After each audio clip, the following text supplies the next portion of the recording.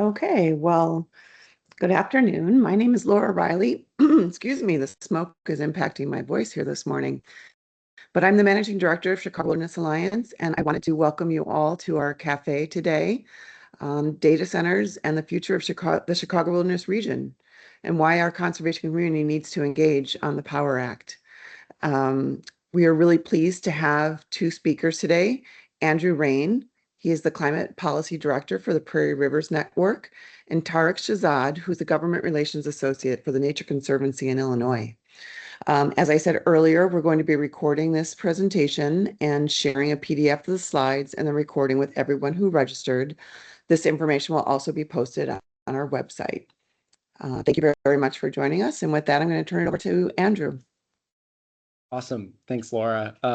Andrew Rain, as you said, Climate Policy Director with Prairie Rivers Network. For those of you not familiar, Prairie Rivers Network is a nonprofit. We're located in Champaign, but we work statewide in Illinois to protect water, heal land, and inspire change. And Tarek, I don't know if you want to do a brief TNC intro.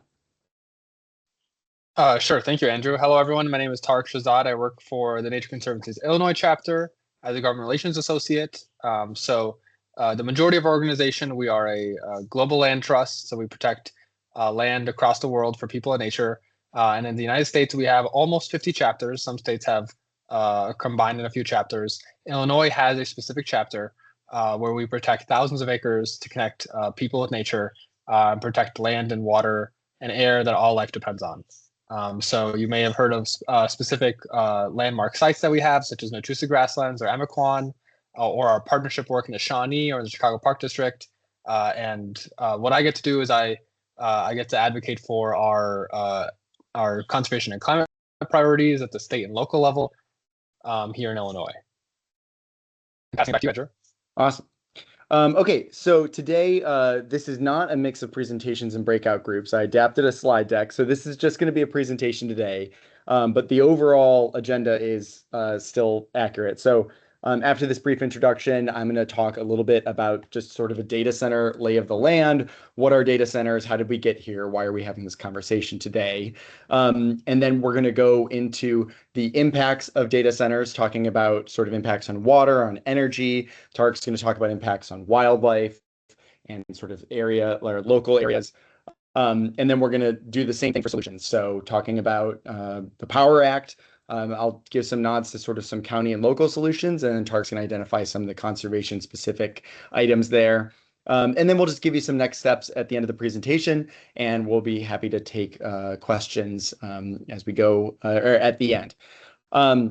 Just want to note the Power Act, which is the bill that we will eventually talk about today, is the policy of the Illinois Clean Jobs Coalition, which is a coalition of environmental groups in Illinois. What you see pictured here actually isn't even all of the groups involved, just a number of the groups that maybe you'd be familiar with, but we also have a lot of local based groups. So depending on things like Little Village Environmental Justice Organization up in Chicago, or a number of like United Congregations of Metro East and Metro East area. So we kind of exist all across the state, and we've worked together on environmental policy for years now. The Climate and Equitable Jobs Act is sort of our landmark policy that we worked on.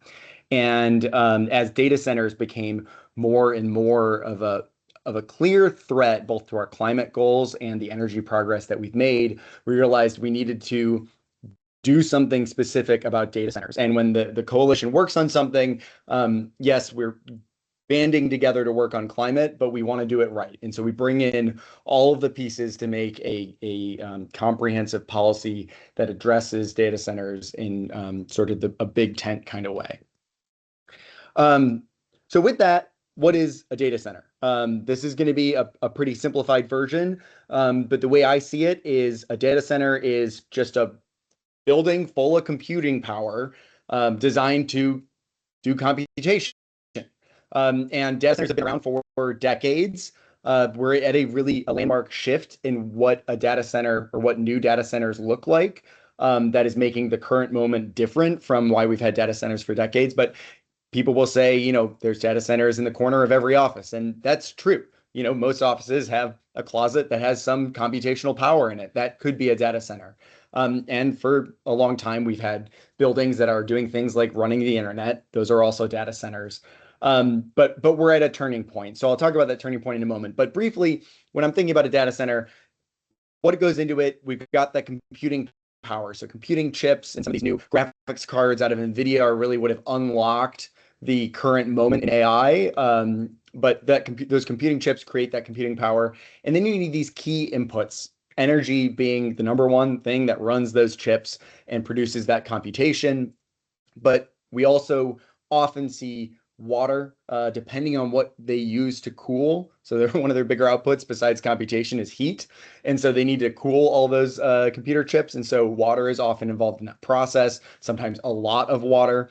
And then also land. As these data centers have gotten bigger, their footprint has really increased to some truly staggering numbers that I'll share in a moment.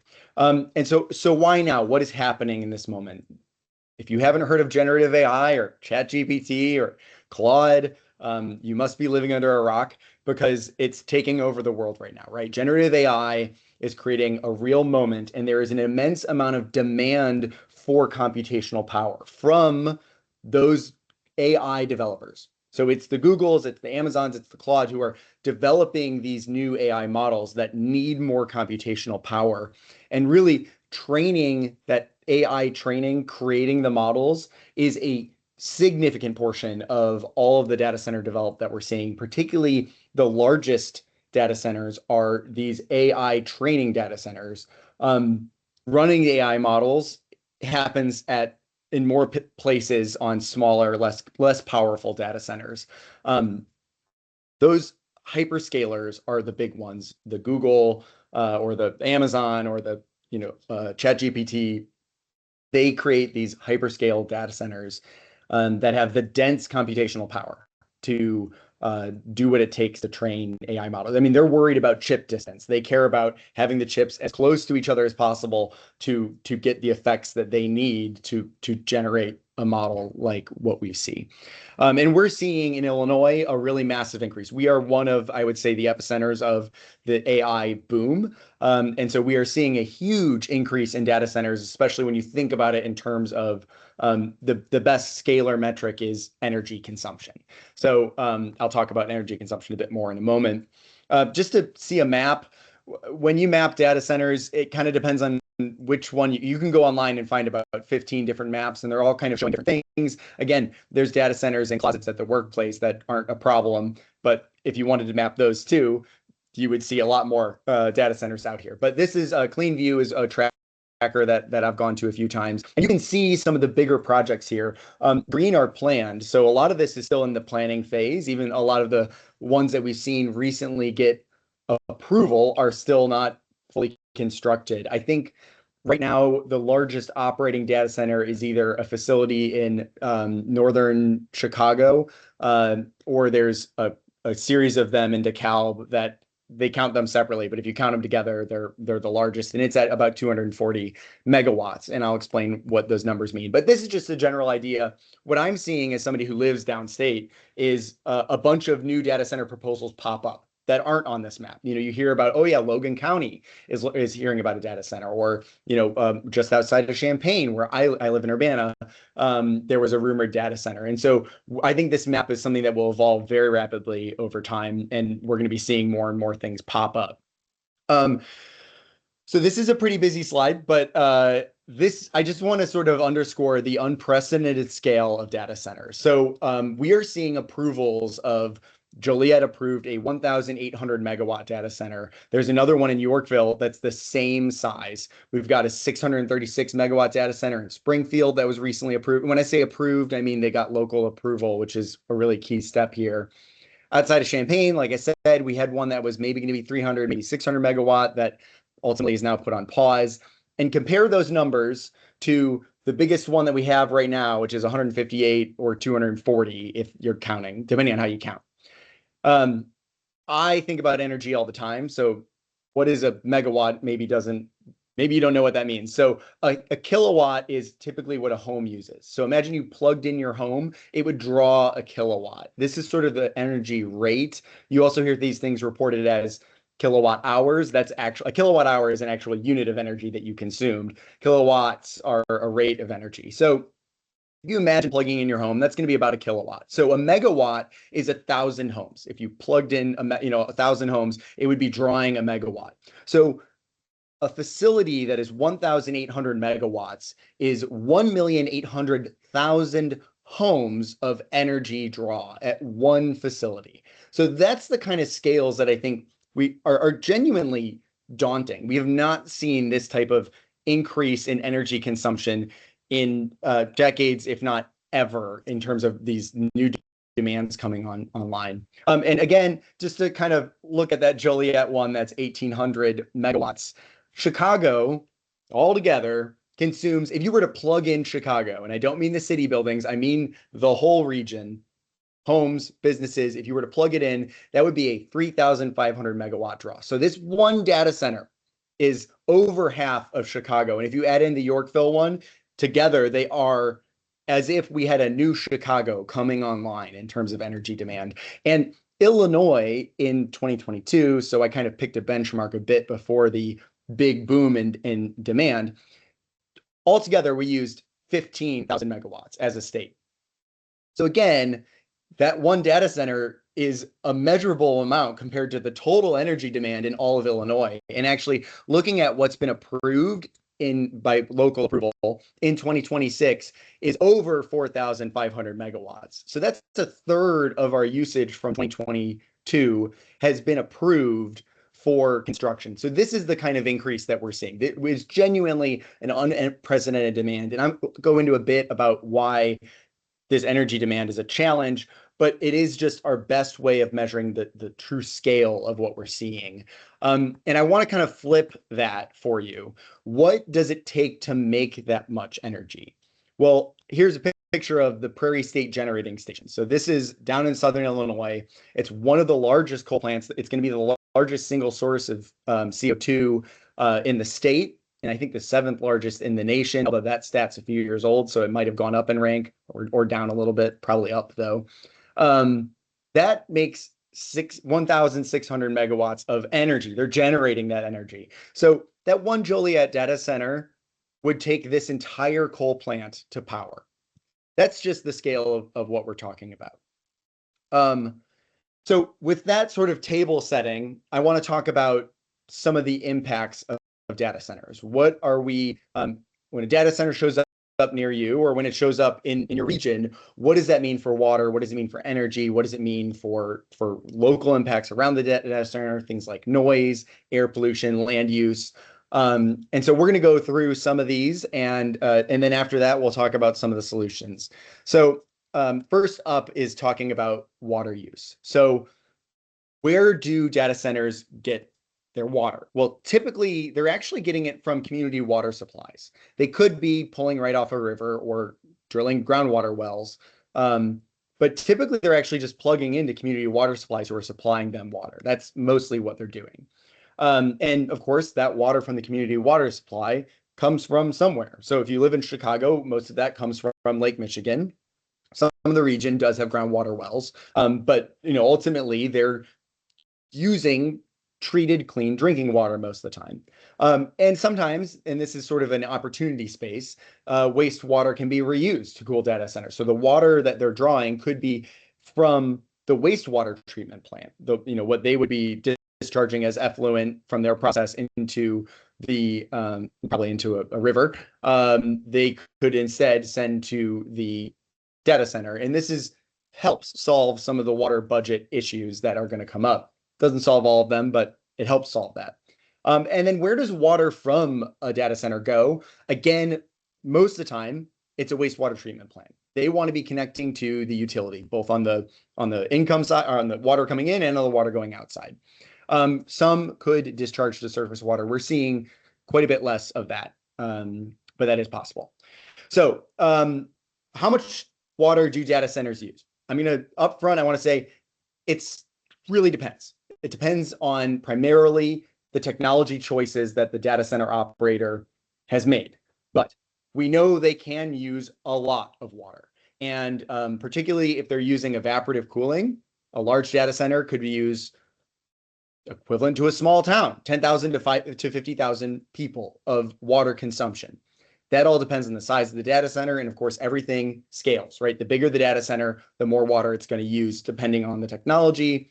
But not only are they using water on site, primarily for cooling, also for toilets and staff and whatever. That's a small compared to the cooling.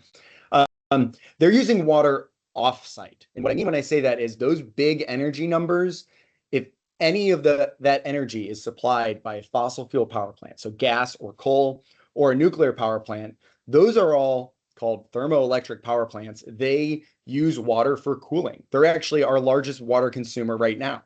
So if we're ramping those up or building new fossil fuel power plants to meet data center demand, that's another way that data centers are going to be consuming water. So there's kind of there's a at the site and off site, and together we're looking at a pretty large water footprint.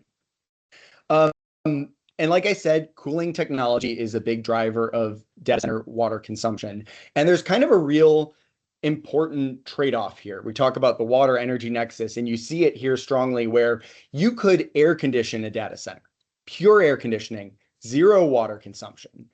But that's going to be very energy intensive. It's also going to be louder. On the other hand, you could be doing full evaporative cooling, which is going to consume a lot less energy, but then you're going to see a lot higher water consumption. And so there's this cooling technology conversation. It creates a lot of tension on what type, how do we want to trade off these two resources? How do we measure them, and how do we value them compared to each other? And this can go pretty deep. That sort of previous graph was the simplified version. Here you see a suite of technologies in the different ways that they all affect cooling. And this slide, you do not need to know anything from the slide, but the point I want to make is these technologies all have different water and energy efficiencies, and they're also coupled together. So this image is a really helpful graphic from the Alliance for Water Efficiency. Actually, a couple of these slides are all from the Alliance for the Water Efficiency, and they have an excellent resource that you should check out. If you Google Alliance for Water Efficiency Data Center, you'll be able to find it. But these cooling technologies work in a network. And so you might locally be doing direct to chip cooling, right? On that in the server rack, getting the heat off of your chip. But then that has to be paired with a facility level loop that's pulling that heat then off of the chip and out to either a chiller or a cooling tower. Ultimately, this loop has to eject heat away from the data center. That's the whole goal of all these cooling technologies, is get the heat away from the data center, because it's going to keep making more heat, and you need that temperature down for those chips to run. So this is just sort of a ways to think about that whole cooling system, hopefully providing some context. And this is also what I want to pair it against, is the fact that we have always been thought of as a water plentiful state. And in some ways that's still true, but we're also vulnerable. And there's a couple ways that this vulnerability shows up. One is we just left a pretty historic drought. Now, it's been a very wet spring, but we were in a drought through all of 2025 and pretty severely. And these droughts can create local pinch points, that those local pinch points really, if you had a data center in that moment, we're really kind of unprepared to address what happens in the pinch. So it might be that you've got the water to support a data center overall, but in the pinch, what's the plan? How do you allocate those precious resources? And we're seeing, especially on the groundwater side of things, Joliet drained their aquifer, and now they're going off of Lake Michigan, or they're gonna put in a pipe to get water from Lake Michigan. The Sullivan, if you Google Sullivan, it's a town down out near us.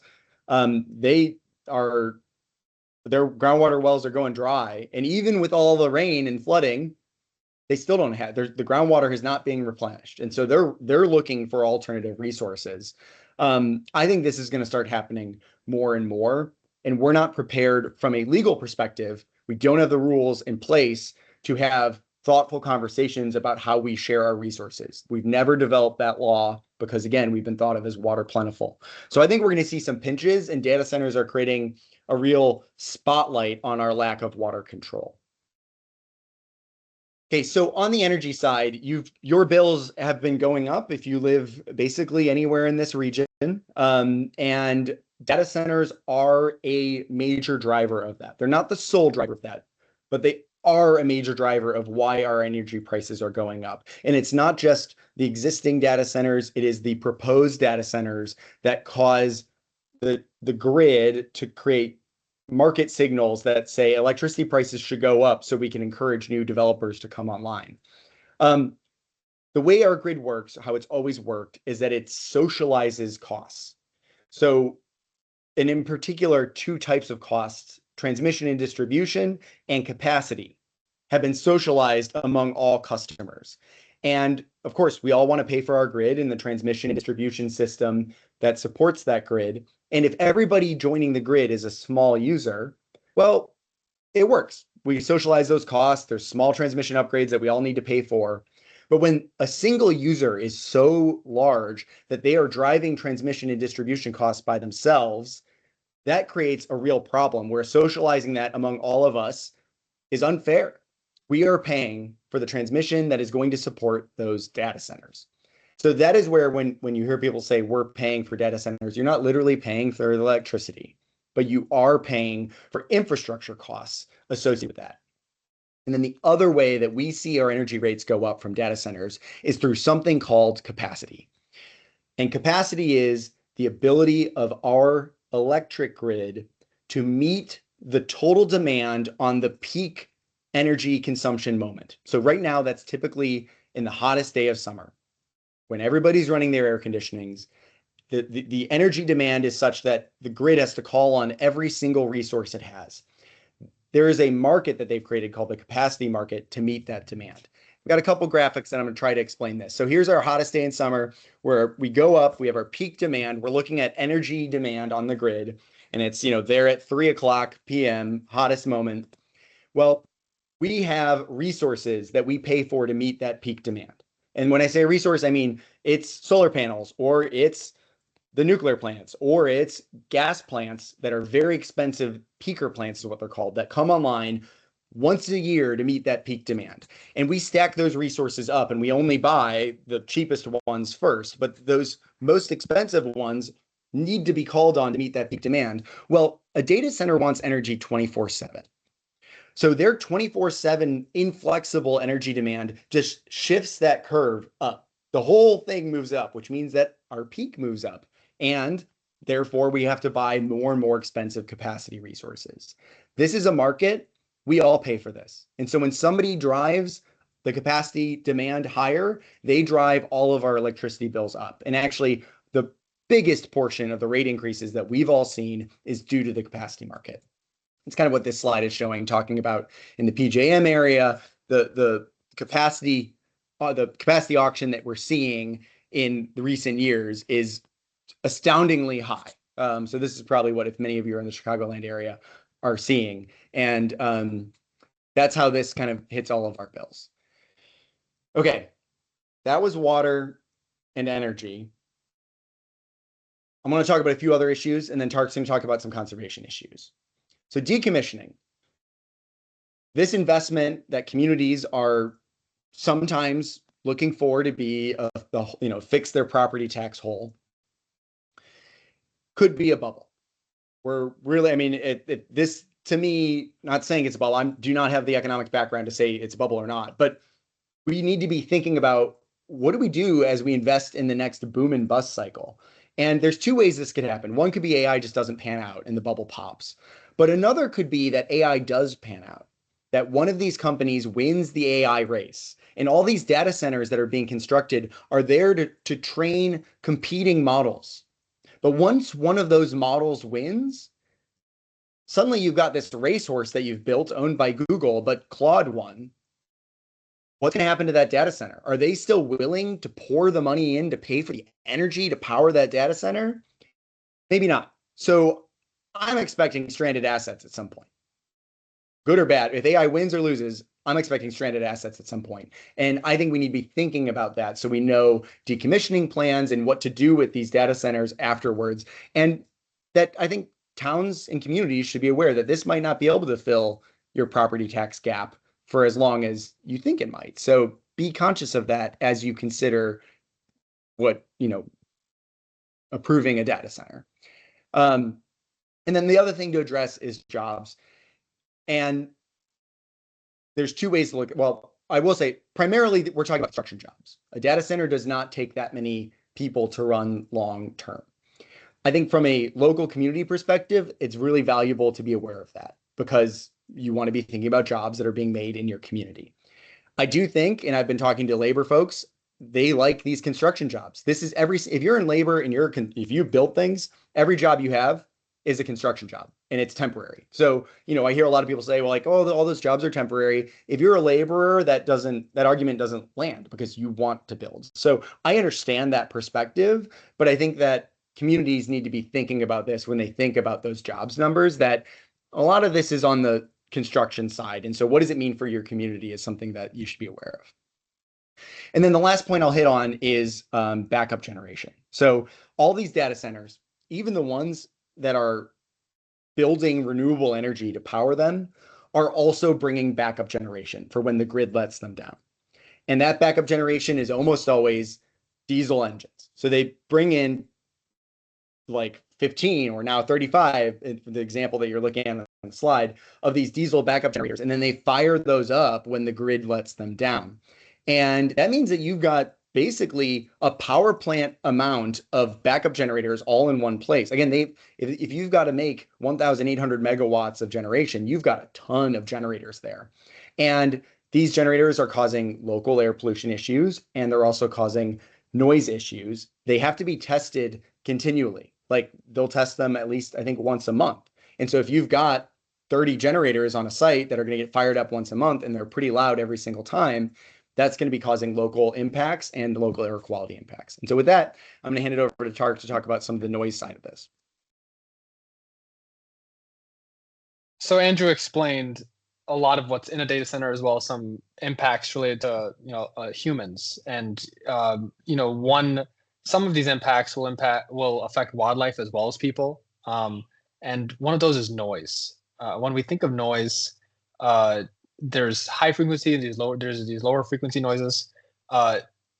Some of you may have heard of this data center in Aurora that unfortunately it had to rely on its backup diesel generators to run at all times to mitigate an issue that they had. And so the noise was so incredibly loud for an extended period of time that residents said, they were all up in arms. This is not what I signed up for. So sometimes the impacts to data centers, when it comes to water, when it comes to energy, when it comes to noise, they will percolate. They won't come at you all at once, but sometimes it can be slow to be received. But these impacts eventually rear to communities. So noise pollution is one example. There's more specifics when it comes to noise on the next slide. Where does the noise actually come from? It's from the inherent infrastructure in the facility and not necessarily the people operating it. So there's cooling systems, there's the generators, there's the inherent operating infrastructure. The noises can be imagined if you aren't living near a data center right now, especially AI hyperscale data center, then just imagine sort of a rumble, a whir, or a hum that can be consistent. And there are two different kinds of noises that I mentioned earlier, such as higher frequency versus lower frequency. When we think of higher frequency noises, those are ones that can be more easily blocked out through like basic muffling or suppression tactics, such as walls, dividers, and distance. But lower frequency noises have to be addressed at the point source, at the source of the problem. Clearly, there's impacts to people when it comes to noise pollution, data centers or not. What we're really behind the curve on, unfortunately, is the impacts to wildlife. We know that noise, generally speaking, if it's detrimental to people, it's almost always also detrimental to wildlife.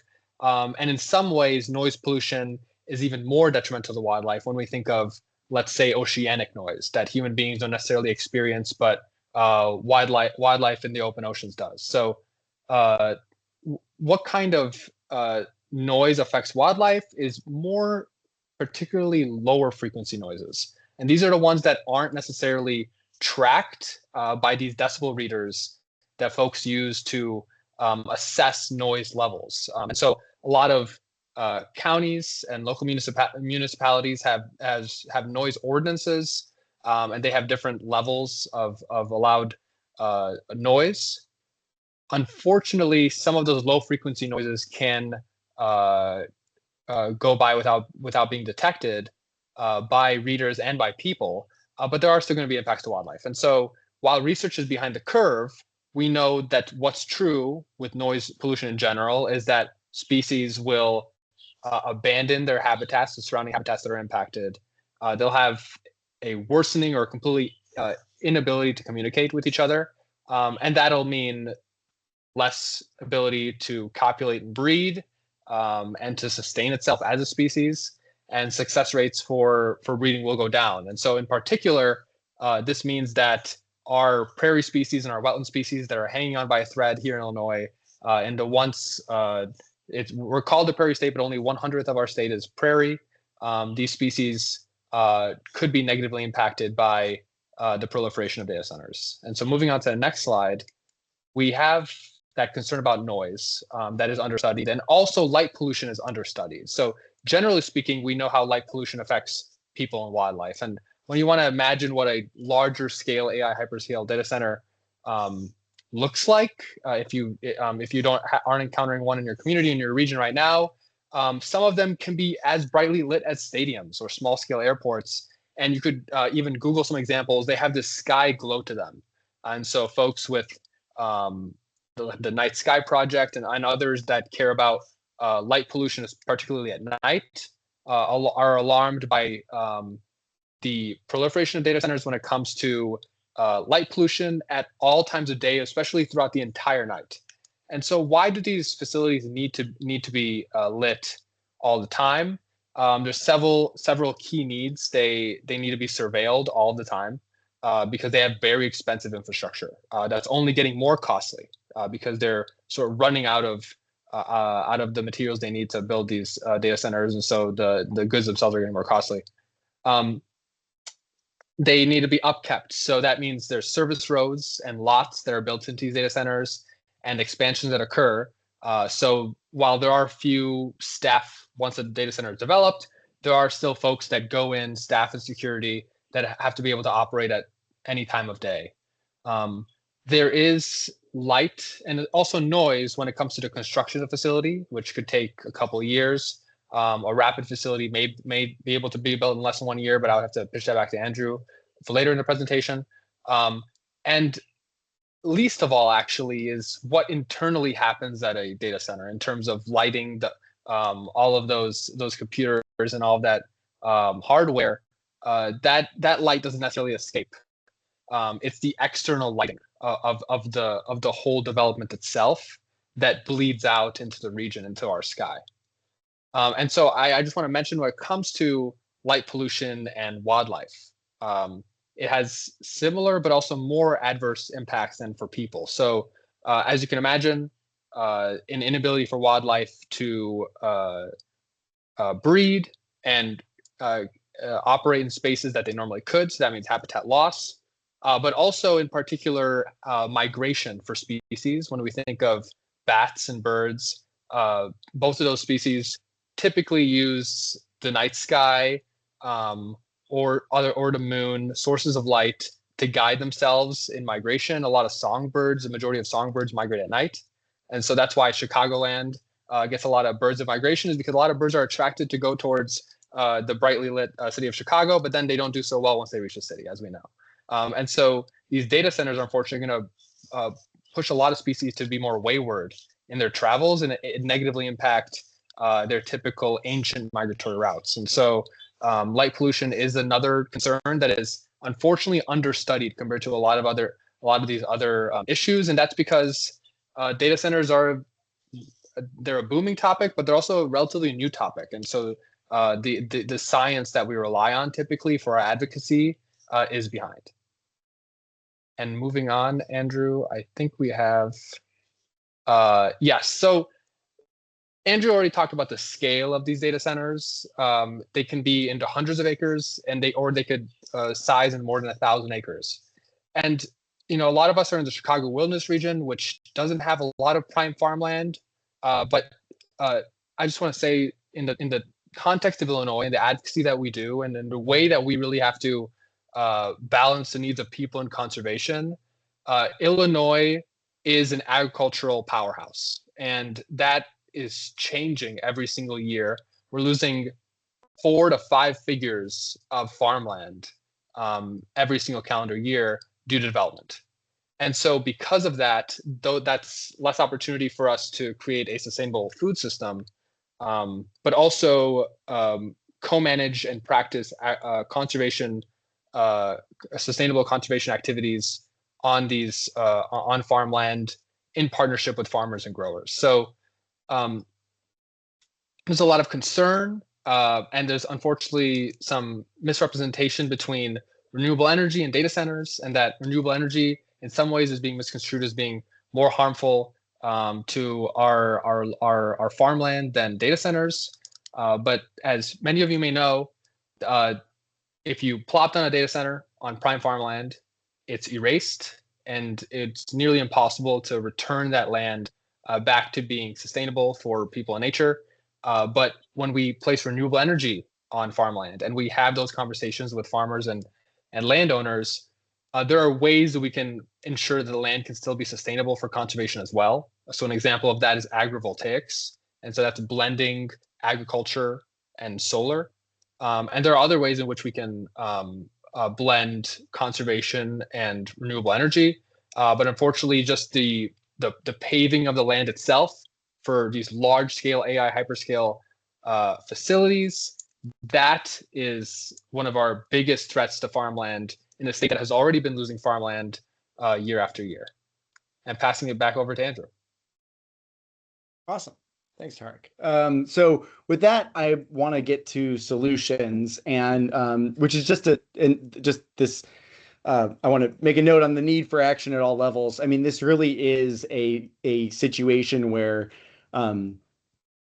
this is happening at the municipality level, at the county level, at the state level. I'm not expecting the federal government to have anything valuable to offer on this right now, but this is one of those issues that just spans, the need for action at all levels. Because it's so new, there aren't solidified responses that are going to provide those key safeguards.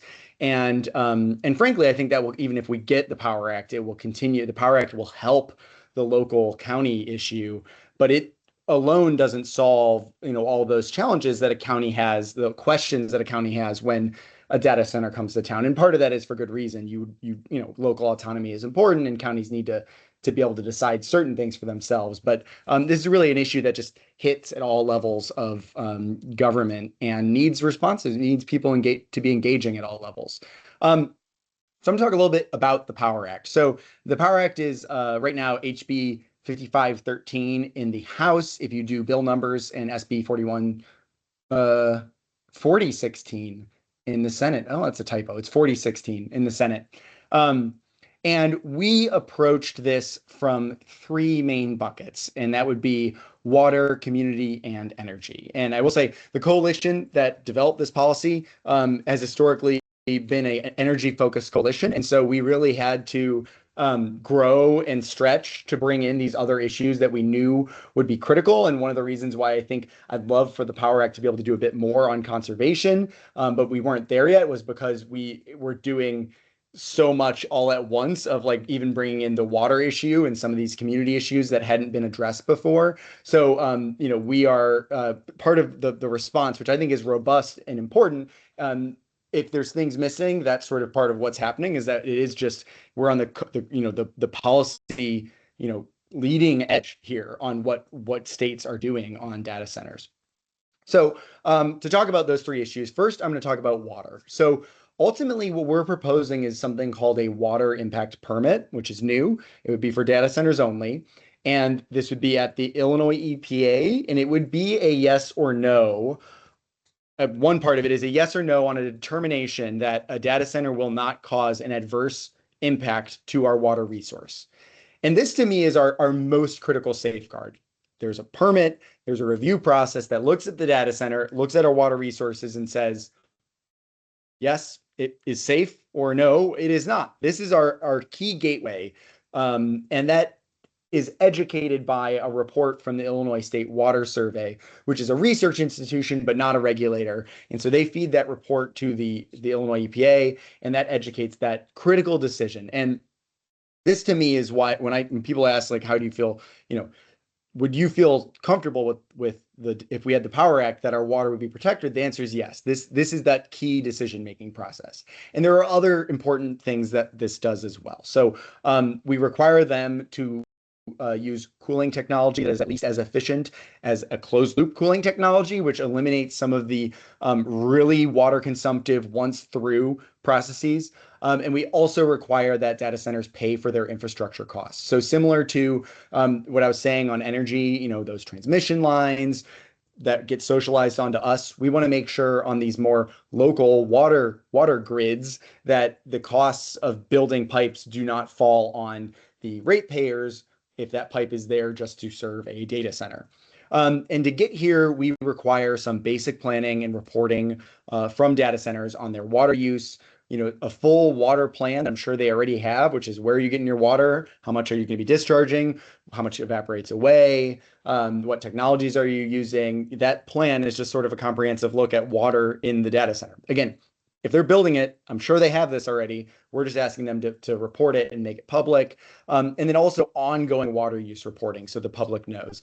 A lot of data centers say, hey, we're not actually going to use that much water. And what I say to that is, great, if you tell us that, it's going to be a benefit to you and your whole industry. If you can document and prove how, the water, if you are indeed not using that much water, show us the receipts. And I think this will create more trust if indeed that is true, that data centers are not using as much water as people think they are.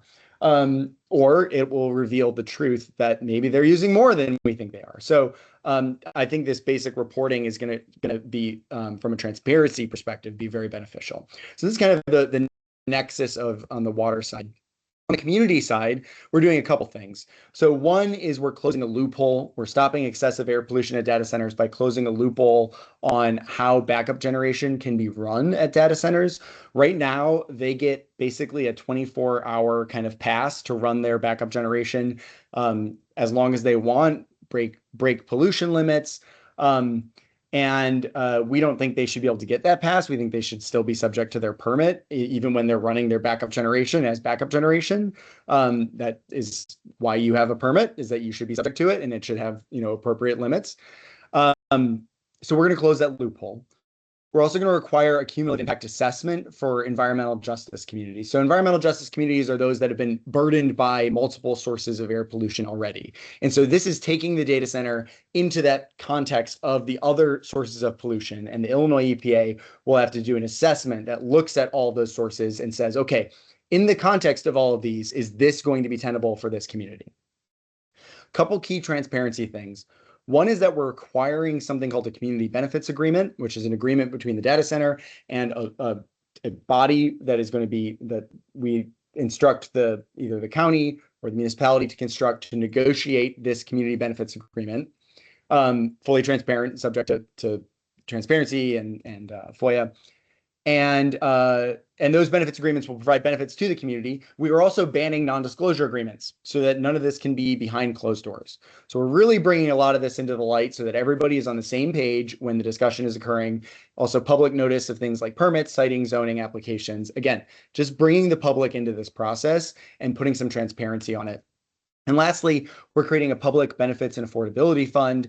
And this is a fund that the largest data centers, so the hyperscalers, are going to pay into. And it is a fund for things like low-income bill assistance, LIHEAP, if you've heard of that, home weatherization programs targeted at the people that are going to be impacted most by our rates going up due to these data centers. So the relief where it's needed the most is what this fund is going to create, although the bill overall will create relief for everybody by isolating the energy cost to the data centers. So that's what is here. These are the key parts for protecting our energy affordability and also ensuring we continue our progress towards clean energy. So transmission and distribution costs. This one's actually kind of easy. We make a customer class for data centers. So if you're a data center, all the transmission costs for data centers are socialized among the data center class of customers. And so if there's 5 data centers and one of them goes belly up, but we already built a transmission line going to that data center, the utility who built that transmission line is like, well, who do I charge for this transmission line? And without a tariff like this, it's called a tariff, without that, they would charge everybody. These costs get socialized. With this tariff, it'll say, okay, other data centers have to pay into the costs of that transmission line that ended up going to a failed project. So this is how we insulate, through this tariff, how we insulate the transmission distribution costs. On the capacity side, we've got a policy. The name's really spread, but I do think it came out of Illinois. Beyonce, bring your own new clean capacity and energy. If a data center is bringing their own energy and bringing their own capacity, when that market sees a demand, a new demand, we need a whole gigawatt of new demand, but we also have a gigawatt of new generation, that zeroes out.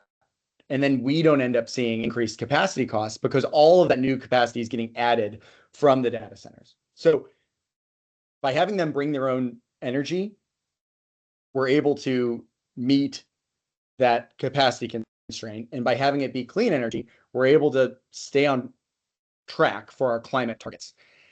This last bit about fast track interconnection, this is sort of an insider thing. We do, for data centers that go to 100% clean, we let them come to the front of the line for among data centers for turning online. And speed to grid is the biggest thing that these data centers care about. So we think this is a real incentive for them to get the clean generation up to 100%. If a data center doesn't bring 100% clean, let's say they bring half clean, the deal is you get firm service, meaning guaranteed service for all the clean energy you're bringing. You get not guaranteed service for the rest. So if you're half clean, that means you get half guaranteed, half, if we're in a pinch, you're going to get shut down. So that's kind of our proposal as a way to push them more and more towards more and more clean energy, is that they want that firm service. And a really cool synergy here among the energy system is that if they're bringing renewables don't use water. So when I was talking about all that off-site water impact from data centers consuming more energy and building new fossil fuels, if they're building renewables instead, our off-site water impact stays low, stays zero for the most part. And so that's one of the synergistic solutions. Briefly, I just want to say counties, municipalities are approaching this in a bunch of different ways. The playbook I've seen is you put a moratorium in, you develop a new ordinance that addresses data centers at the scale at which they are now, which is genuinely different from where they were before. And the best example that I'm most familiar with is in Champaign County. We had a data center ordinance. It was designed for small little data centers. And we saw a big data center about to come and said, okay, this ordinance is not designed for you, but if you submit an application right now, we have to evaluate you based on this ordinance. And that was not going to work because it wasn't ready for a big data center. So we had to put a pause. And now we've been developing a new ordinance, and I'm on that task force. So that's an ongoing process to come up with the best rules for Champaign County. And then we will have a large data center ordinance that is appropriate for large data centers. Aurora is a municipality that they've got an ordinance online. You can take a look at it. I think it's a pretty solid example of what a municipality can do. So these are just sort of some things that are happening on the local side in parallel to the state level side. And so with that, I'm going to pass it over to Tarek. So we've been having conversations with the Illinois Clean Jobs Coalition and negotiators for the Power Act on could we weave in more conservation considerations into the legislation? As Andrew mentioned earlier, this was a very fast-moving issue in Illinois. It's fast-moving across the country. And Illinois is a prime target for a lot of data center development. And as you saw in his map earlier, it's lit up in green with proposed projects. So the data centers aren't just coming, many are already here. And so we already have a robust climate advocacy network here in the state, but our conservation community still needs to grow a lot of power compared to our conservation, our climate folks. And so we were behind the curve when it comes to advocating for some conservation considerations, but that's not all for naught. So we are still discussing ways that possibly include some conservation provisions. And here's some ideas, not just for the Power Act, but for local ordinances, for fights at the small level, for fights across the Chicago wilderness region. If there are already existing pieces of legislation that carve out dollars for data centers, charge them to and provide some revenue into some funds for conservation programs. In the Power Act, that could look like carving out some dollars from existing funds for existing Illinois programs like the Healthy Forest, Wetlands, and Prairies program, Open Lands and Grant program, Natural Areas Acquisition Fund, Natural Area Stewardship Grant program are just some examples. As you know, in Illinois, but I think honestly across the entire country, our conservation programs are woefully underfunded, especially with the federal government that is pulling back from investing in conservation. And even if we fight climate change to the best extent that we can, if we don't protect the habitat, then wildlife and biodiversity will still decline. There are other ways that we can go about mitigating the impacts of data centers on conservation. And that's just a pay-to-play sort of taxation on their impact, a mitigation fee, so to speak. And so you could do an annual fee or you could do a one-time fee. And so those are just basically taxes. You could do them based on acreage that I have listed here.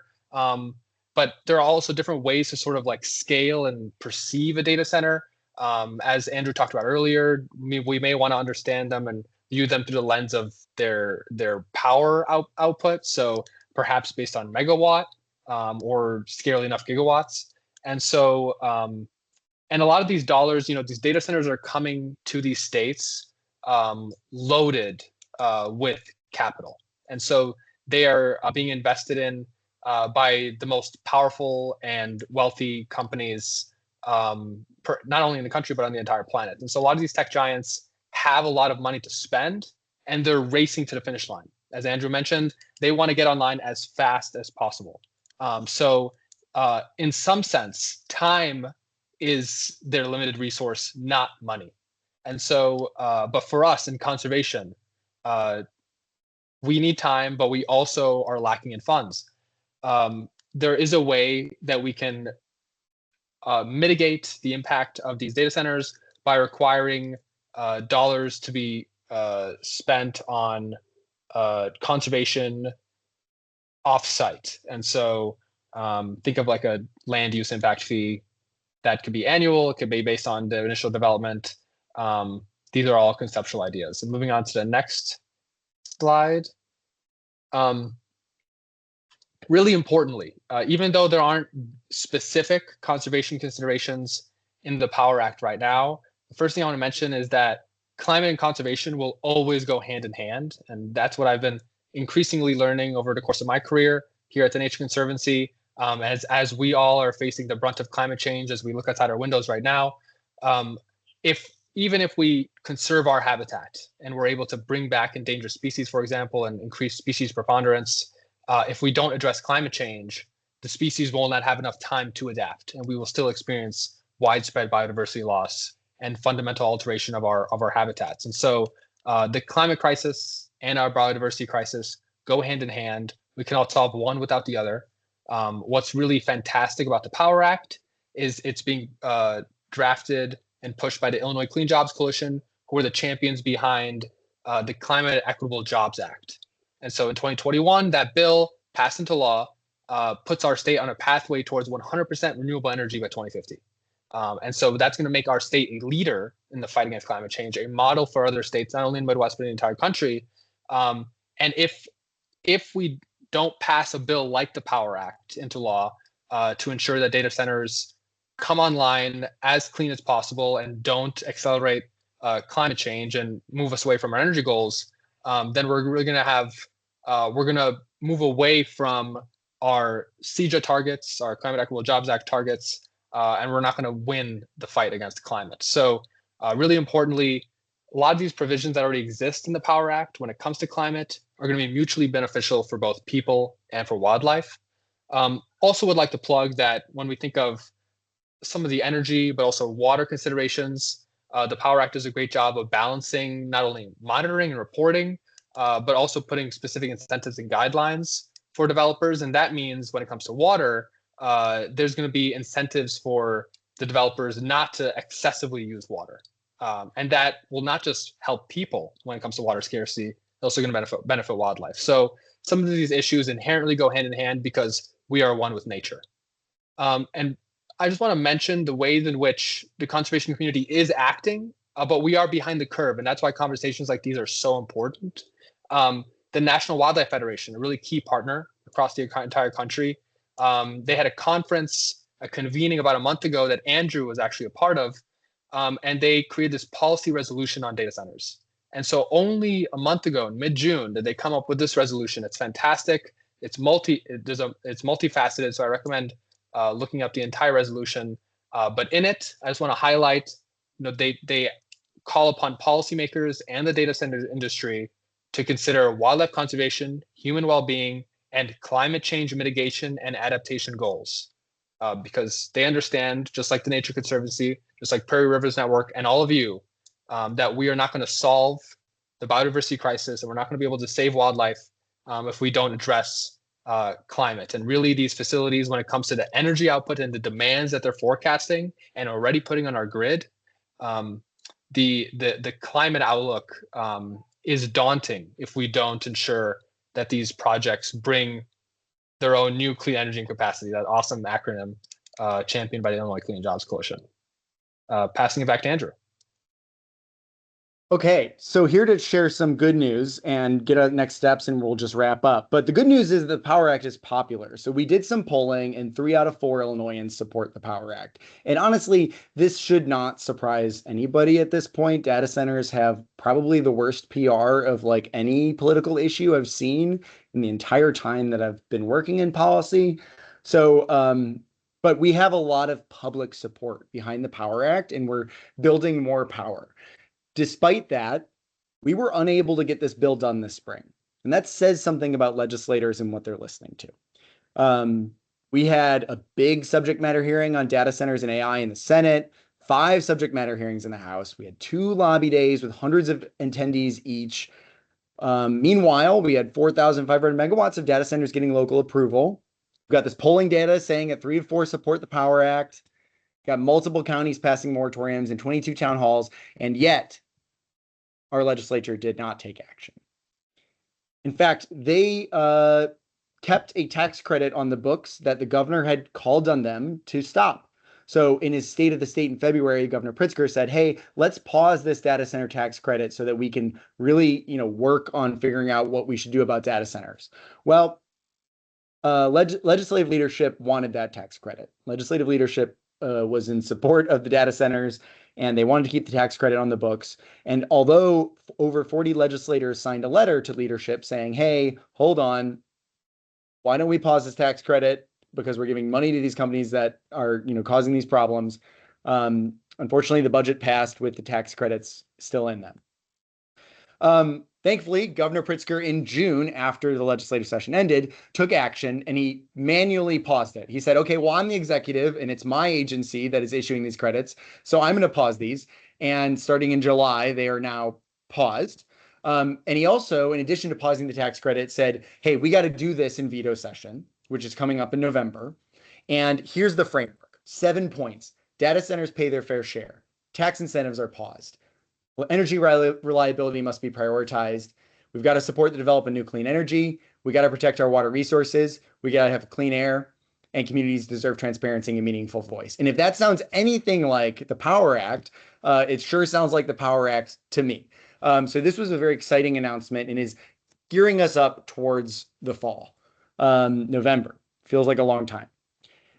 So what can you do for the Power Act if you want to help us support it? Well, first, you can call your legislator, call their office, ask them to support the Power Act. If they're already a supporter, you can look it up online. If you don't know how to do that, you can just call and say, hey, please support the Power Act. And they'll hear, oh, great, I have somebody supporting me, supporting the bill I'm already supporting. Legislators love to hear that they're doing the right thing. So give your office a call, say, please support the Power Act. Please become a co-sponsor of the Power Act. You can write a letter to the editor. And we're hoping to see some buzz around the state on data centers. We've already seen a few LTEs, but if you've got a local newspaper, if you want to hit the Chicago Tribune, our comms director is happy to work with you, Lisa Braltz. So feel free to reach out to her or me, and we can work on a letter to the editor. We've got an action alert here. I don't know if TNC has an action alert, I apologize, but this QR code would take you to our action alert and we can send it around after. A lot of groups will have action alerts, so feel free to just pick and choose among your favorite advocacy organizations to support the Power Act. And then lastly, I don't know when it's going to be, but there's only 2 weeks for veto session. So either the week of November, mid-November or early December, we're going to have another lobby day. So, and hopefully we'll get this information to you when we have dates finalized, which won't be for months. Come to Springfield and help advocate for telling your legislators that we need the Power Act. So stay tuned for November. I think that's it. So I want to say thank you. I appreciated the opportunity. I think we went maybe a little longer than I at least thought we were going to, but I appreciate everybody sticking around, and I think we're both going to be available for questions. Thank you so much. This was really an incredible presentation and so much information. We have a lot of questions here in the chat, and maybe we can start up at the top with those. Do you want me to read them off, or do you want to? There's one from Karen Murchie. She said, what is the unit of time for that energy consumption? So when I was talking about a kilowatt, I converted everything to the rate. So like, again, you like the plug-in value. So so kilowatt hour is the unit of consumption. You consume a kilowatt hour by having something that uses a kilowatt plugged in for an hour. Energy gets weird. And so I decided to convert everything to the number that the data center is reporting, which is what is our total draw. So Joliet is using 1,800 megawatts. That means over a day, they use 1,800 megawatts times 24 hours, that many megawatt hours. That's just kind of how energy accounting works. And you just have to kind of normalize it to one or the other, either to kilowatt hours or to kilowatts. And I put everything to kilowatts, but hopefully that kind of addresses it. Thank you. We have one from Paul, which is what happens to the water the data centers use after they're done with it? Is it just wastewater now? So again, this really depends on the treatment technology at the data center. So a lot of data centers are now doing something called closed loop, which is where we want to move all of them to. The ones that weren't, that we're doing once through means it comes through the data center and it goes, and then they launch it out the back end hotter. And meanwhile, it's pulled that heat off of their equipment. In a closed loop system, you have your closed loop, which is taking heat from your chips and bringing it to some heat sink. And then it comes back around cooler and it takes the heat from the chips and it goes to your heat sink. That's the closed loop. What is your heat sink? That might involve water.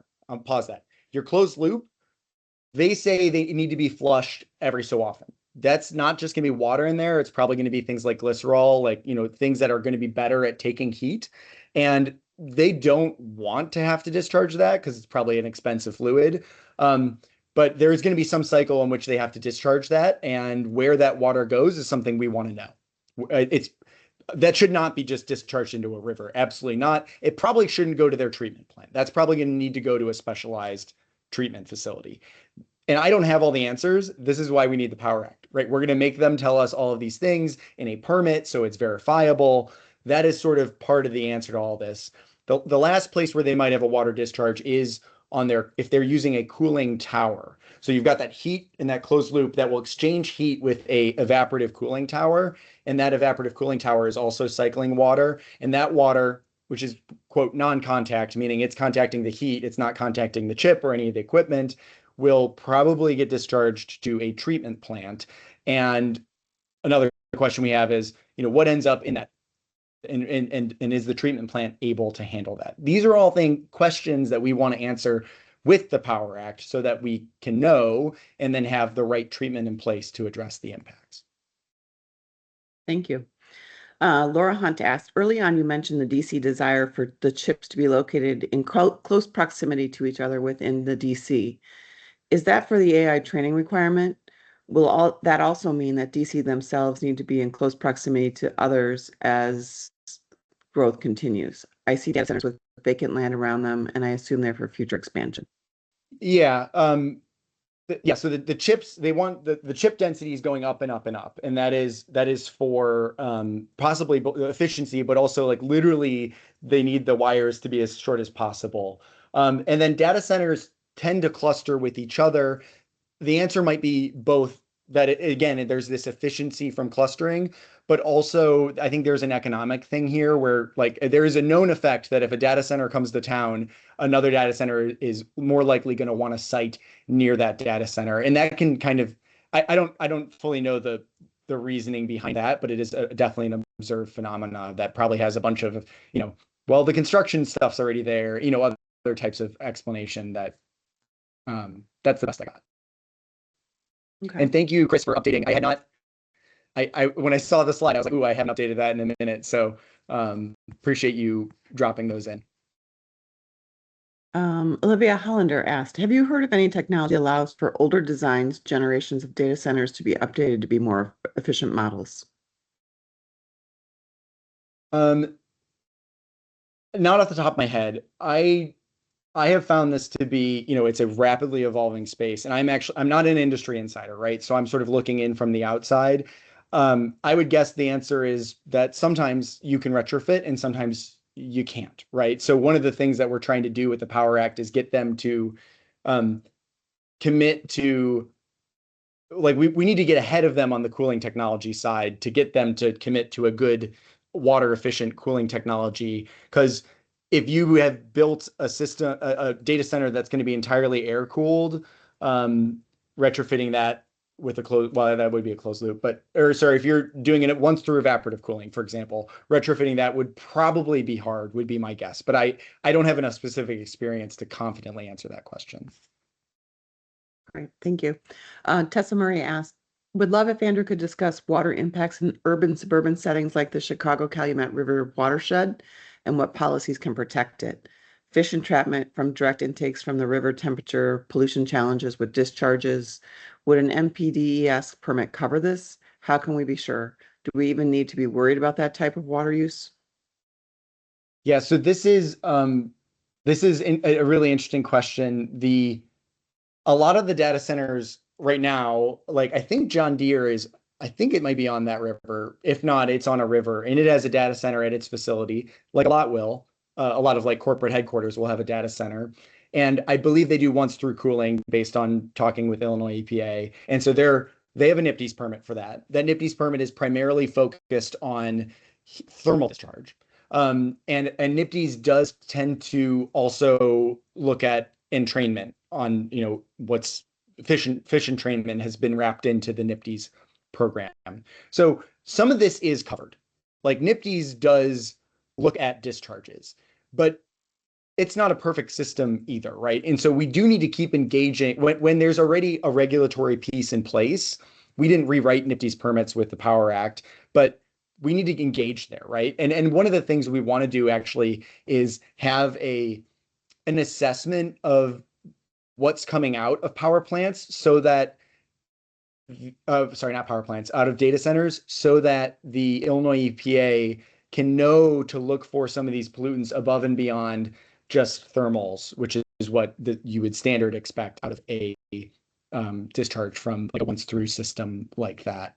So yeah, I guess it all kind of depends. And then there's also if they're not doing a NPDES and they're discharging to a wastewater treatment plant, there's something called a state operating permit. And that can have different, sometimes the state runs it, sometimes your local treatment plant could run it. So there is a lot of nuance into this. And one of the things that I think what I'm looking forward to and what I really want to do as we are able to negotiate this bill is draw in the agencies to fully understand where they currently play a role in this and see where we can ensure that they are getting strengthened in the ways they need to be strengthened to properly address this pollution. But we haven't yet gotten to, like I said, we didn't get to negotiations in the spring. And so we haven't gotten to the point where we're drawing in those kind of conversations, which I look forward to doing. Great, thank you. Charlotte Larson asked, I'm curious if there's a standout company, funder, et cetera, pushing for data center expansion in Illinois. For example, is Google the leading investor in our state? I don't know. Some of this is hard to track. Like the companies that are building the data center aren't always like directly, they might be invested in by another company, but they don't, it's not like Google is the developer. This is its own sort of like, the cynical take would be shell game, but like they spin up these companies to build the data center. And one of the things they try to avoid is letting you know who's behind it, because if you know that it's Google, you might be like, wow, they have a lot of money. And so as a community, I know that they've got deep pockets and I could probably push them harder, for example.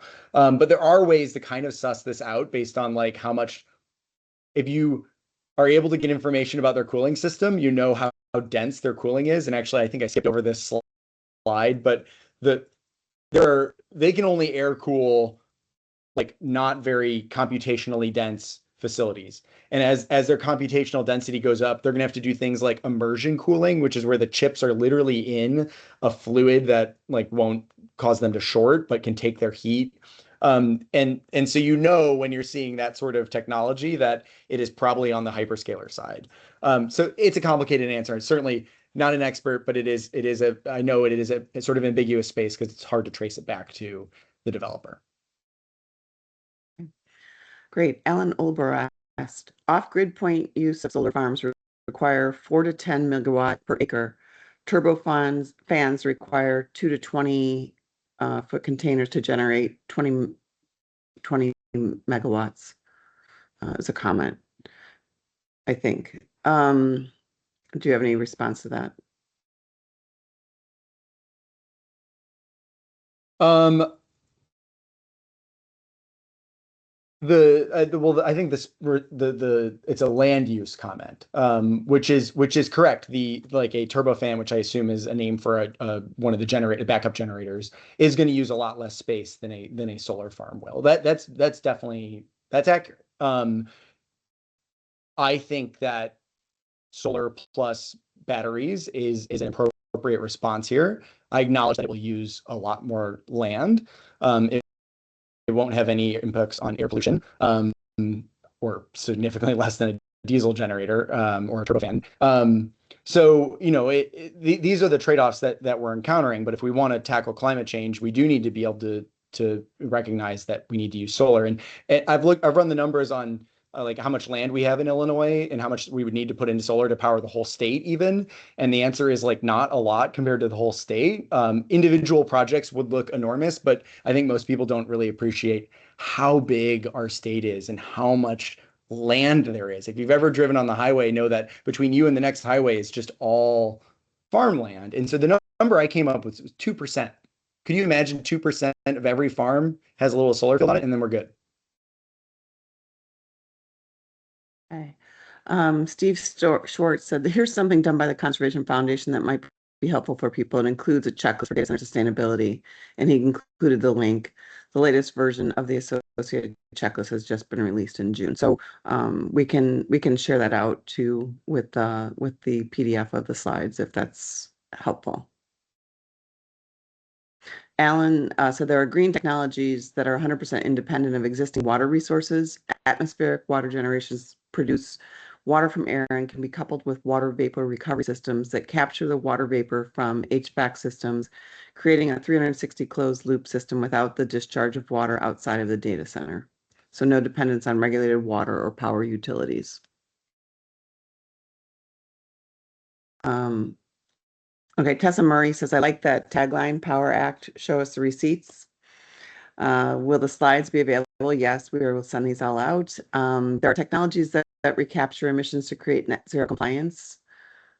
Carbon capture. I see a question from John that I could address. So do the closed loop systems use PFAS and nitrates, and will they be flushed in the environment? So this is one of the challenges that we're seeing with any system that is evaporating water as it uses it. So specifically for nitrates, the answer is probably the data center isn't adding nitrates to anything. For PFAS, I don't know, right? That you get once you get into technologies of like what's in the tubes, and I can't speak entirely to the PFAS side of this. But on the nitrate side, nitrates are already in our water. And if you have, let's say you have, imagine making tea on your stove, you're boiling or syrup, you're boiling down something, you're concentrating whatever's still in there. And so when a data center is evaporating water and cycling it through, they end up concentrating things like nitrates. And so this is one of the challenges we're seeing is concentration pollution, where, yeah, they're just using, it's the same pollution that was in the water that came in, but now it's concentrated in the water that's going out.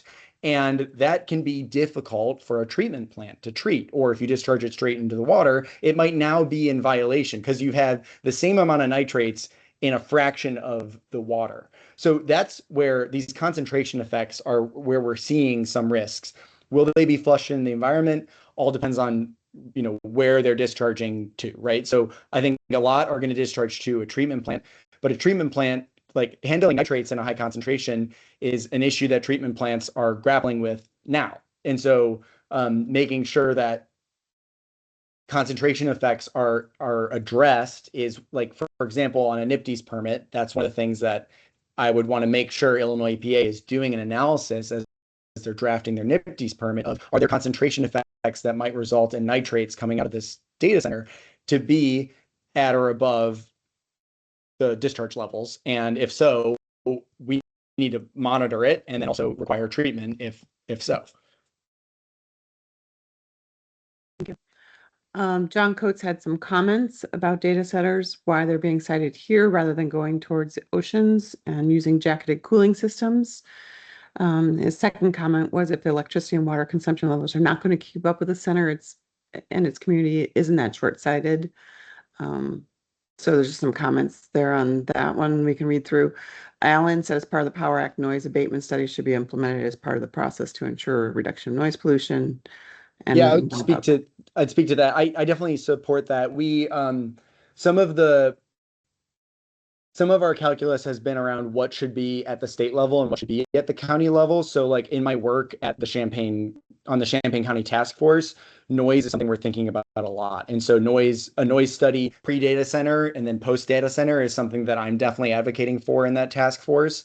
The Aurora ordinance is a great example of, they've got that sort of, not only is it pre and post, but because these facilities are so big, they build out in phases. And so it's really like your 1,800 megawatt data center is four steps of, that number divided by 4 data centers. And the first one they finish it comes online. They want to get these things online, right? So that comes online and you already want to assess, okay, what is the actual sound impact of this? And then the next one comes online and you want to do, again, another ground truth it. What is the sound impact of this? And so on until they're, at full scale. So I definitely think, yeah, noise, but yeah, we did not address that there because we tend to feel that is probably better addressed at the county level. But it is definitely an issue to think about and have it be addressed somewhere. Okay. Steve Starr said, how would incentive for Beyonce be constructed? What is the carrot and stick, so to speak? So Beyonce is there's no financial carrot. The carrot is it's a requirement. So that's the answer is, like, we're building requirements. The carrot of when I was talking about how they can go from, like, what percent renewable are you bringing? The carrot there is if you get to 100%, you get on the grid. You get, like, because, like, let's say there's 10 data centers that all want to connect. There's a queue, and the state is actually able to manage that queue internally among data centers. And so we will just let the data centers that have that 100% be in the front of the queue, and that means they come online faster. And again, speed to grid is one of the top issues. And so that is the incentive. That's actually really the only, there are no incentives in the Power Act that involve giving data centers money in any way. No taxpayer, and actually we didn't even touch the tax credit in the Power Act. That was sort of like, we'll let them figure out what they want to do with the tax credit. Here's the protections that we think should be in place for responsible development of a data center. So yeah, that's kind of where we landed. Can you speak at all to the quantum data center being constructed on the South Lake Shore of Chicago? Are they exempted from things like the Power Act and moratoriums because the site will be used by the Federal Department of Defense? DARPA? I don't know. I'm aware of the quantum campus, but I haven't been deeply ingrained in that issue. I know living in Champaign, it's like one of those, like, I'm following it as like sort of a Chicago issue. So I can't speak to it really well. I can say I guess I would need to actually to go back to the law to see if even the language would apply. I mean, a lot of this is going to apply to new data centers. Some of it will apply to existing data centers. But then I don't know if they're going to define it in a way that the quantum campus isn't a data center, which it sounds like a data center to me. But so anyways, the honest answer is I'm not sure. Okay. There was a comment on that, following up on that. And then Steve Starward said, could those tax credits be part of the incentives for Beyonce? Yeah, so the way the tax credits are currently modeled is they are like there's one that's workforce related, and then there's like certain zones that you have to be in. And so they are sort of designed as like, hey, do this thing, and then you get the tax credit. And like one of the requirements is how many full-time jobs do you have afterwards? And the minimum was 20, and all these data centers are coming in at exactly 20, and it's like, how'd you come in at exactly the number that you know, like sus is what I'm saying. So I don't know. It could be. I think we can get, again, I think the speed to grid is probably more of a financial incentive than the tax credit is. But that's, again, this is, if we get to negotiating table, that's where maybe we'll hear what they have to say and negotiate with legislators and other stakeholders to figure out what the right answer is. Right. Scott Kukendall had a comment that the closed loop system typically adds at least glycol and biocides. Ideally, the wastewater treatment plant would have the opportunity to require pretreatment or prohibit discharge into municipal systems. Yeah, that I very much so agree. And that, one of the things we make them disclose in the Power Act is what additives you're doing, with the idea being that then those will be reflected in the pretreatment. So a pretreatment permit is part of like a state operating permit or a pretreatment program. It kind of depends on the wastewater facility. So this is where we think the transparency element is really critical to like make sure that is all on the table and known. And then the wastewater treatment sites already have the tools to regulate industrial discharges. We just need to make sure that everybody's playing fair and transparent. Right. Kat Jones said, are there many centers currently under construction that are better at water electricity consumption? And she cites an example of the DeKalb one billing its zoning as utilizing natural gas cooling and advanced methane pyrolysis. And this is a very rapidly evolving technological field, and I really can't speak to individual data centers that much. I haven't dug in on each one, and the technology is going to keep on changing. So there are probably good and bad out there. I'm hesitant to even get too close to it because how do you know what's spin and what's not? And I'm not like at the facility to like evaluate this myself. I do think that the technology will change rapidly, and we've been thoughtful about that in how we're developing regulation so that it is a floor regulation and not a like, it's not a do this, it's do at least as good as this. And that means that we have our guaranteed protection and leave space for innovation. Because I mean, if these things can if they can use zero energy and zero water, they want to do that too, right? They want to use less resources because resources cost money, although water is kind of like undervalued. So water is a bad example here, but energy is certainly expensive and the large driver of what they have to pay for. And I think energy is what's going to pop the bubble when the bubble pops, because like nobody's paying for the cost of AI right now. If you use AI at home, you are getting subsidized tokens because the companies that are providing those tokens is like the unit of AI work. Those tokens are coming to you for nothing or cheap because these companies are getting injections of capital.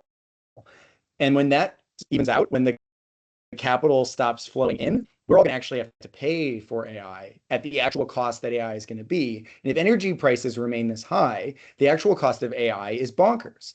And so we're not going to be using AI like, intensively at home because it's going to be too expensive and the companies won't be able to pencil out. So that's that's what my gut tells me. And again, I'm not an economist, so I don't know. I read a lot, but I'm not an economist. But that's what my gut tells me is a version of the like they aren't able to make this an economic model that your average person wants, and that's when we all stop using AI, or it only is being used by companies that can afford very expensive models, and the trade-offs become a lot more less clear for like, oh, do I do this myself or do I have AI do it? It becomes a hard question to answer because you're like, well, I could pay $20 right now and have AI do this, or I could do it myself. That touches a little bit on Hillary's comment. There are a lot of comments here, and I just was trying to peruse if there were any questions. And I really want to thank you. This was so informative. And Kat just added one in the, are there examples of conservation provisions that have been successfully adopted? I will answer that. Unfortunately, a lot of states, most states are not addressing the data center problem the way that Illinois is. We're ahead of the curve, which means that this is happening rapidly and there aren't many examples anywhere else. In the state of Virginia, in their last session that continued into the summer, they tried incorporating an annual tax on square footage, $3 per square foot. And so that was a push by the conservation community. It ended up not passing, but it was close, and it was supported by a robust coalition. And from my understanding, it didn't pass because of that dollar amount that would be charged to data centers. So it didn't pass due to other political issues. But conservation, unfortunately, is not a priority as much in a lot of this advocacy. And that's why we need to be talking more about it. And we need to be making a lot of inroads as a conservation community with climate folks, so we can get this issue to the forefront. And I just want to like mention lastly, this is a lot of people in lots of different states, just like Andrew, just like I, figuring this out as we go. Your voice in this will matter. And when we win on climate, we'll also win on conservation.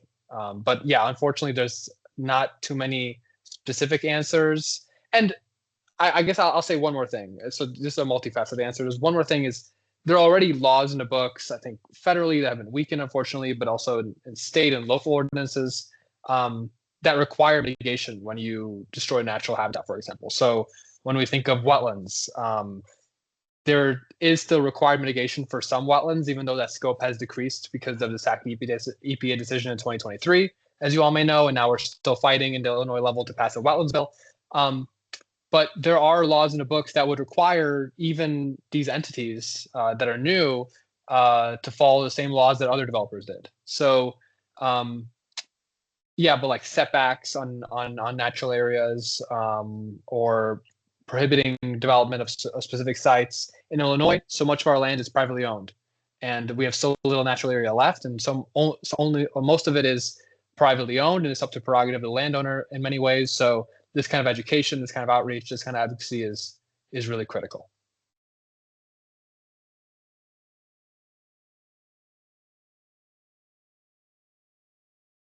Once again, thank you. Questions continue to come in, so I want to appeal to our fearless presenters here. Are you still comfortable I can stay a staying little and longer, answer? yeah. Okay. So you did answer Scott's question regarding the Illinois State Water Survey and that the data centers will pay a permit fee in the Powers Act. Is that correct?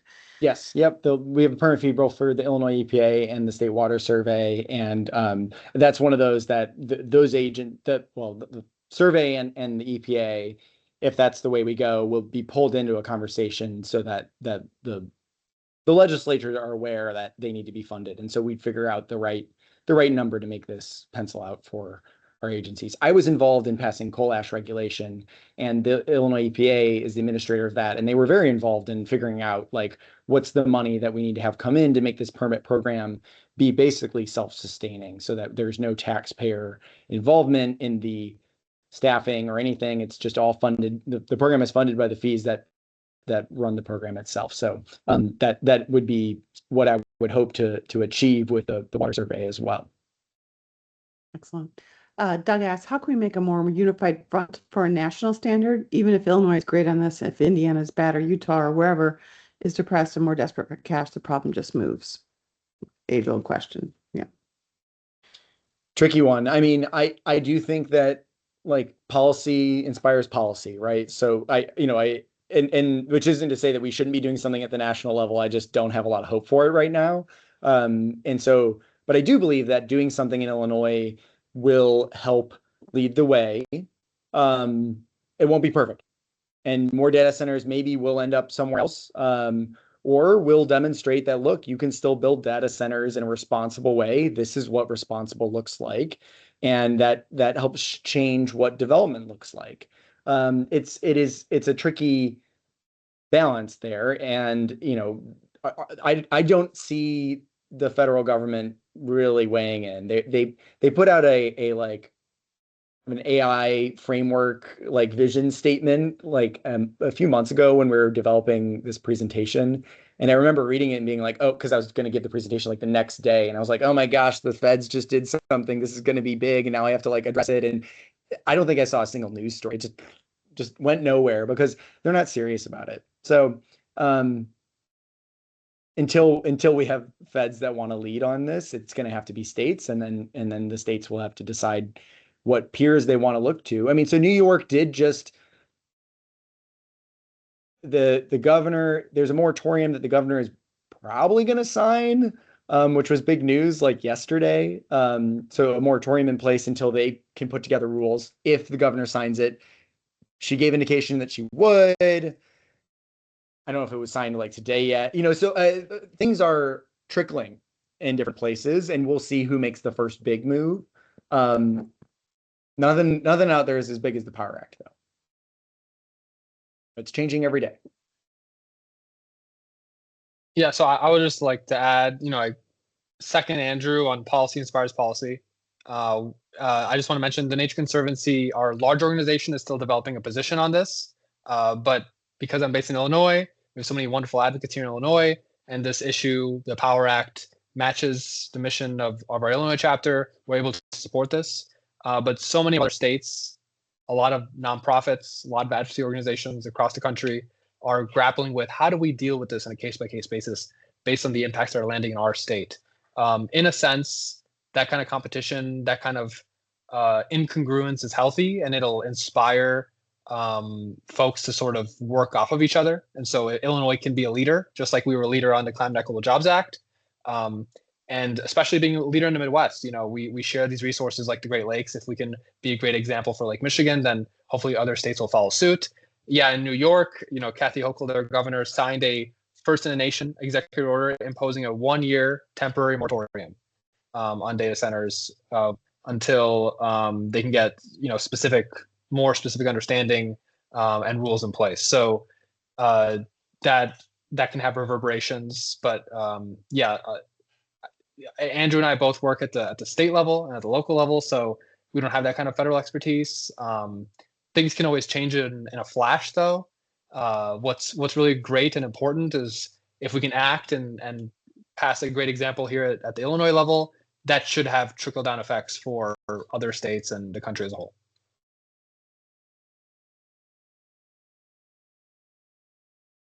Excellent. Thank you so much. We really appreciated this. This was super informative and helpful, and I think all of our participants and those who will continue to be able to review these materials will come away much more informed and able to be responsive in their communities. So thank you. Is that it? Are we wrapping? I think we are. Sounds good. Any last words, please? Just thanks, everybody. And thanks, Chicago Wilderness Alliance, for hosting us. Our pleasure. Thank you. Okay. Have a great day.